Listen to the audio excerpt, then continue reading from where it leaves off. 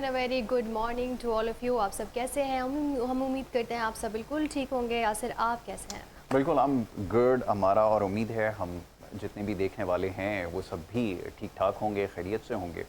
और वेकअप पाकिस्तान में खुशामदीद कहते हैं। बहुत सारे मामलों पे रोज़ाना की बुनियाद पर गुफ्तगू हो रही है। आज भी बहुत सारी खबरें हैं, बहुत सारे मामलात हैं, जी, उसके ऊपर आज प्रोग्राम में गुफ्तगू की जाएगी। जी, पेट्रोल के हवाले से सबसे शुरुआत पहले करते हैं, क्योंकि हम जिस तरह बता रहे थे कि रोज़ाना की बुनियाद पर इस पर चेक एंड बैलेंस होगा और पेट्रोल की कीमत बढ़ती है या कम होती है, ये रोज़ाना की बुनियाद पर अब डिसाइड किया जाएगा। और कल भी यही डिसाइड किया गया है कि पेट्रोल की कीमत में जो है 4 रुपये और 93 पैसे का इजाफा कर दिया है और अब पेट्रोल की कीमत 320.73 पैसे हो चुकी है, जी। जिसकी वजह से कल हमने देखा कि पेट्रोल मालिकान की जानिब से कहा गया कि वो स्ट्राइक पर जाएंगे। बिल्कुल आपने सही कहा कि ये जो पेट्रोल पंप एसोसिएशन है इसने ये फैसला किया है कि ये जो रोज़ाना का उतार चढ़ाव है इसकी वजह से बहुत ज़्यादा नुकसान हो रहे हैं, ऐसा उनका कहना है। बज़ाहिर ऐसा ही लगता है, मगर उससे भी ज़्यादा जो संगीन मामला है वो ये कि इसकी वजह से हमारी जो महंगाई के जो फिगर्स हैं वो रोज़ाना की बुनियाद पर चेंज हो उसमें ऊपर और नीचे का सिलसिला जारी है। नीचे तो खैर वो नहीं नीचे आती, तो खैर बहुत लेकिन ज़्यादा ये ही हो कि गया था। उसमें कल सर्ज जो कुछ है वो पैसे किए थे, आती जा रही है। 35 पैसे की कमी की एग्जैक्टली। गई थी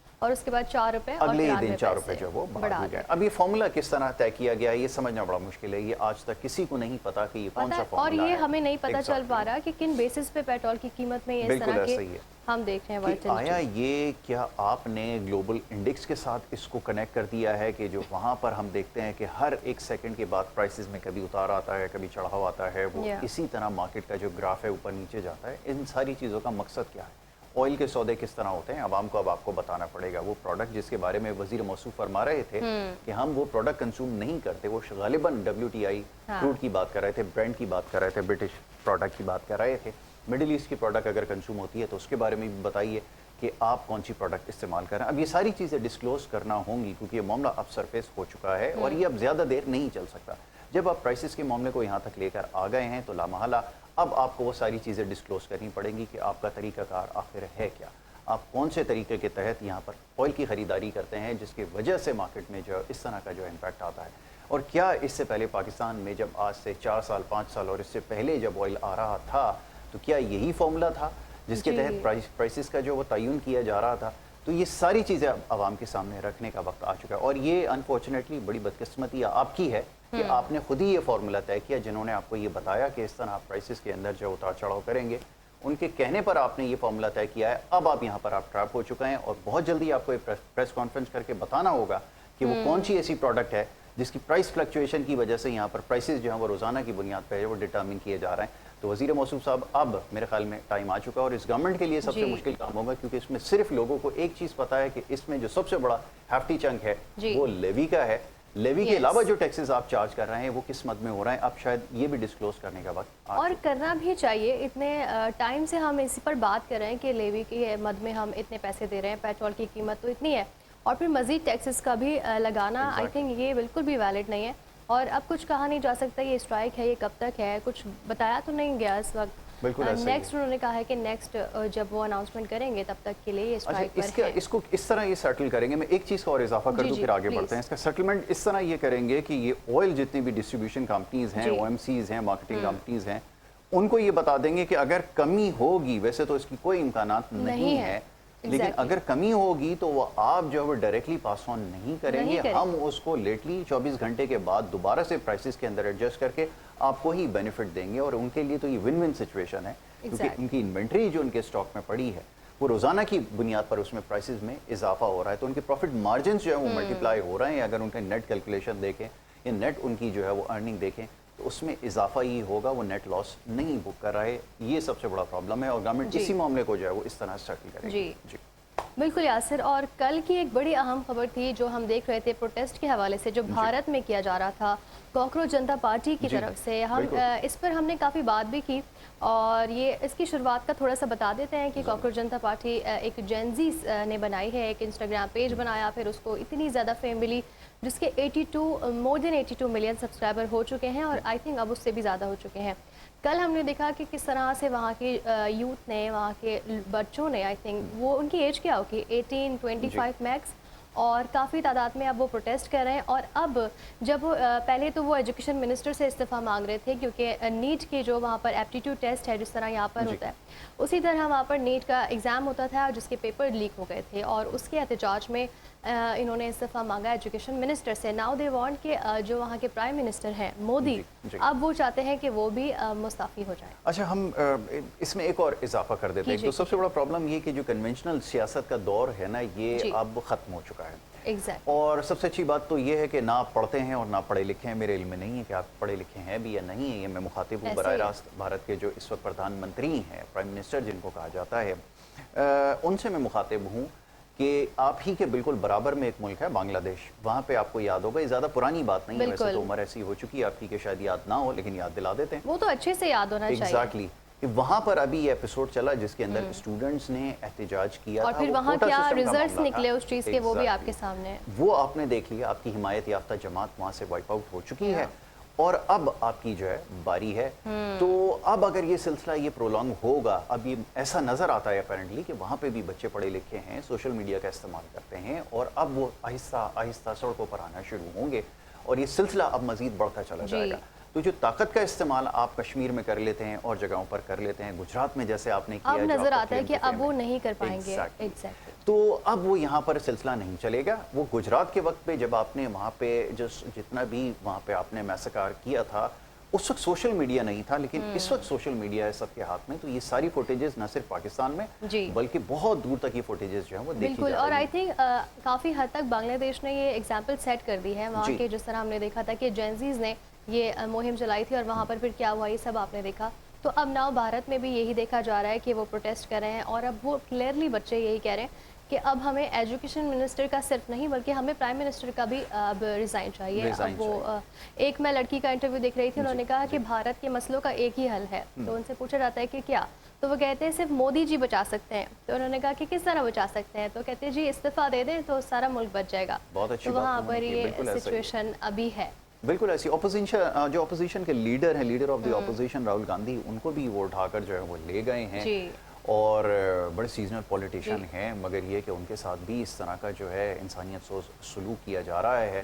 ये तस्वीर, ये फुटेजेस पूरी दुनिया में दिखाई जा रही हैं। ख़वातीन पे, बच्चों पे जिस तरह से आपने तशद्दुद किया है, मेरे लिए तो पुरानी आपकी वो है, गुजरात में माशाल्लाह प्रैक्टिस इतनी आपकी है। और अभी भी प्रोटेस्ट में काफ़ी बच्चों पे तशद्दुद किया गया है, आंसू गैस, शेलिंग वगैरह और लाठी चार्ज उन पर किया गया है। और बड़ी हमने उसकी फुटेजेस भी कल हम देखते रहे, सोशल मीडिया पर काफ़ी वायरल है ये सारा कॉन्टेंट। और ये भी देखा जा रहा है। और साथ ही जो सोनम वांगचुक है, उनके जो प्रोटेस्ट के हवाले से था कि वो हंगर स्ट्राइक पर थे और उनको मोर देन 20 डेज हो चुके हैं और वो स्ट्राइक पर हैं, लेकिन अब उनको जो है पुलिस ने जबरी तौर पर उठाकर अस्पताल पहुंचाया है। बिल्कुल ऐसा यही तरीका किया जाता है जी। ये सो कॉल्ड डेमोक्रेटिक कंट्री है, दुनिया की सो कॉल्ड सबसे बड़ी डेमोक्रेसी है जहाँ पर ये सब कुछ हो रहा है। और अगर ये हमारी आवाज़ वहाँ तक पहुँच रही है तो ख्याल ये है कि ये आपके पास शायद अब आखिरी मौका है, क्योंकि जो कुछ हो चुका है, जितनी इमेज भारत की मुतासिर हो चुकी है आपके प्राइम मिनिस्टर की वजह से, ये मेरे ख्याल में उसका क्लाइमेक्स जो है वो नज़र आ रहा है। और ये शायद अब ऐसा हो जाएगा। जो कुछ होता रहा 10 मई को, जो कुछ हुआ, उससे पहले पुलवामा के नाम पे जो कुछ हुआ, और ये जितने भी गिमिक्स ये करते रहे, उसका नतीजा आपके सामने। बहरहाल पब्लिक सेंटिमेंट को नहीं चेंज किया जा सकता, ये बात समझ लीजिए। और बच्चे हैं ख़ास तौर पे, सोशल मीडिया का इस्तेमाल जानते हैं, इनको जो है आप पाबंद नहीं कर सकते। एक क्लियर आपके लिए वार्निंग है। आगे बढ़ते हैं, थोड़ी सी अमेरिका और ईरान के जंग के हवाले से बात कर लेते हैं।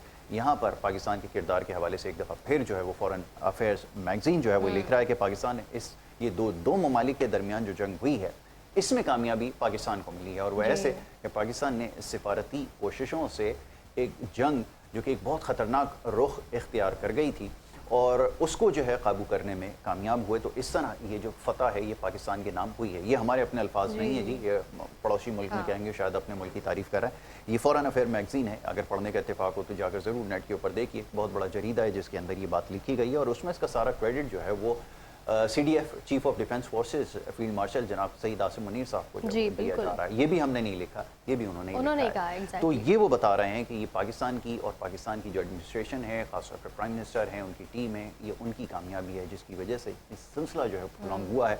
और hopefully and most likely Momany साहब भी जैसे पाकिस्तान में मौजूद हैं, इसी हवाले से डिस्कशन हो रही हैं, तो होपफुली अगले स्टेप के अंदर फिर कोशिश जो है वो की जाएगी। कोशिश हम अपनी पूरी जारी रखेंगे, क्योंकि पहले भी हमने कोशिश करके जो थर्ड वर्ल्ड वॉर है इसको टाला है, और इंशाल्लाह आने वाले वक्त में भी इसको मामले बिल्कुल अभी आने वाले वक्त में भी पाकिस्तान आई थिंक अपना किरदार बहुत अच्छे से निभाएगा, और यही बात की जा रही है मुज़ाकरात के लिए, तो पाकिस्तान कोशिश किए जा रहा है। लेकिन अब 11वां दिन हो चुका है जब अमरीकी हमले अभी भी ईरान पर जारी हैं, और ईरान भी रिटेलिएट कर रहा है डेफिनेटली, और अमरीकी अदाब को निशाना बनाया जा रहा है, और अमेरिका जो है वो रुकने को तैयार नहीं है।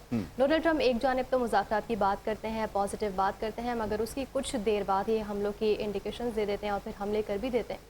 अच्छा, तो उनके लिए जी सॉरी, हमारा एक बुरी खबर भी उनके साथ शेयर कर दें। जो अमेरिकन एडमिनिस्ट्रेशन है उसके लिए आज इंटरनेशनल मीडिया के ऊपर सबसे बड़ी जो बुरी खबर है वो ये है कि उनके जो एलाई हैं, जिनकी वजह से वो इस जंग में गए थे, इजराइल, उनके एक बड़े इंपॉर्टेंट मिनिस्टर ने टेलीविजन प्रोग्राम के अंदर बैठकर कहा है कि हमें इससे कोई दिलचस्पी नहीं है कि अमेरिका कितना एडवेंचर जो मजीद ईरान के अंदर करना चाहता है। To cut the long story short, it's very easy to understand, they are absolutely not with you now, this time around the game is over for you। तो ये इस वक्त सिचुएशन आपके लिए है कि उन्होंने कहा है कि for us game is over now, अब आप अपना जो है वो मामला खुद ही देख लें। तो अब डोनाल्ड ट्रंप साहब बुरी तरह से जो वो ट्रैप हो गए, और they are now heading towards mid term election. तो कोई अच्छी खबर जो है वो आपके पास आने वाली नहीं, अगर ये मामला जो है वो जल्दी सेटल ना हुआ। और अपेरेंटली ऐसा लगता है कि अब आप ये डिसाइड नहीं कर सकते कि मामला कब सेटल होगा। ये मेरा ख्याल ये है, हमारी एक राय है कि अब ईरान ही इसको डिसाइड करेगा कि उन्होंने मामले को कैसे सेटल करना। ठीक है यासिर, बिल्कुल। और वेदर की थोड़ी सी बात कर ली जाए यहाँ पर, कि कराची में हम जिस तरह देख रहे हैं कि कुछ दिनों से मौसम कुछ बेहतर है, कदरे बेहतर है, अबर आलूद है, और सुबह के वक्त देखा गया कि हल्की ड्रिजलिंग हुई कुछ इलाकों में कराची के, और 2 से 3 दिन के बाद ये इंडिकेशन दी गई है कि बारिश मुतवक्के है, कराची में हो सकती है, लेकिन बारिश की शिद्दत इस तरह से नहीं होगी जैसे गरज चमक के साथ बारिश हुआ करती है, मगर हल्की ड्रिजलिंग मुतवक्के है, और मौसम जो है वो खुशगवार हो सकता है। आज आई थिंक गर्मी है, क्योंकि जिस तरह 12 से 4 का हम बताते हैं कि वक्त जो होता है उसमें गर्मी की शिद्दत में इजाफा हो जाता है, उसके बाद से जो 5 के बाद जो वक्त होता है उसमें मौसम जो है वो बेहतर हो जाता है, बरालूद हो जाता है, और रात के वक्त भी बताया गया है कि कराची में हल्की सी बारिश हो सकती है। और शहरों के बात करें पंजाब के इलाकों की, बलाई इलाकों की, तो वहाँ पर अभी गरज चमक के साथ बारिश हो रही है, वक्फे से हमने देखा है। इस्लामाबाद में भी कल काफ़ी बारिश हुई है, और लेकिन बड़ी अच्छी ये बात है इस्लामाबाद की कि वहाँ जब बारिश होती है ना, तो वहाँ की सूरत हाल उतनी ख़राब नहीं होती जितनी कराची में होती है। तो ये बहुत अच्छी चीज़ है कि कराची में अभी बताया यही जा रहा है कि इतनी बारिश का इम्कान नहीं है, जो कि हमारे लिए बड़ी अच्छी बात है। एग्जैक्टली, आपने बिल्कुल ठीक कहा कि हमारे लिए अच्छी बात है, बिल्कुल इसमें कोई दो राय नहीं है।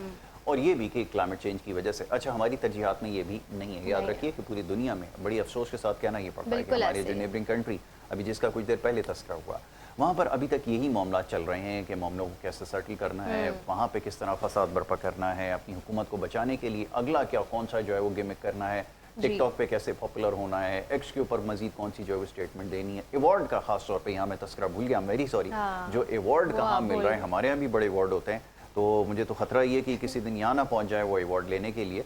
तो अवार्ड लेने का उनको बड़ा शौक है। कहने का मकसद ये है कि पूरी दुनिया में इस वक्त जो क्लाइमेट चेंज की वजह से जो नुकसानात हो रहे हैं, जिसका शिकार आपका भी मुल्क है, भारत के अंदर भी बारिश की वजह से इस वक्त कितनी बड़ी तबाही आ चुकी है कि होना ये चाहिए कि हुकूमत को जो है वहाँ पे लोगों की फलाह के लिए काम करनी चाहिए, मगर ये कि उनको अपने इक़्तिदार को बचाने से अगर फुर्सत मिलेगी तो वो ये करेंगे। बड़ी बदकिस्मती है कि इस रीजन का फ्यूचर जो है वो इस तरह से तय किया जा रहा है। तो बहरहाल ग्लोबल ये जो क्लाइमेट है, क्लाइमेट चेंज जो है, ये इस वक्त मौजूद गुफ्तगू है और इसके ऊपर पूरी दुनिया में बात हो रही है। ये इनको सोचना होगा और साथ हमें भी इसके बारे में बिल्कुल सोचना पड़ेगा।